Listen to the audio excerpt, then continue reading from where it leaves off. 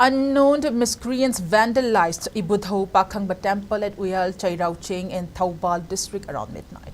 Locals discovered the damage during morning walk around 5:30 a.m., who then informed the Lai Committee. According to Lai Committee Secretary Huidrom Doren, the temple located at Saram Ching hilltop within Guarok Reserved Forest was found with its doors broken. The clothes of the deities Ibentho and Ibudho as well as Tangkang were burned after being removed from inside the temple. The statues of Ibudho and Ibentho were also found to be stabbed with a heavy iron-like object. He said the committee has been observing annual rituals at the temple. Expressing dismay at this act, he termed the incident as unfortunate and a direct challenge to the Meitei community. Doran urged authorities concerned to address this desecration of sacred monument. Later, Thoubal police team led by OC investigated the incident and a case has been registered.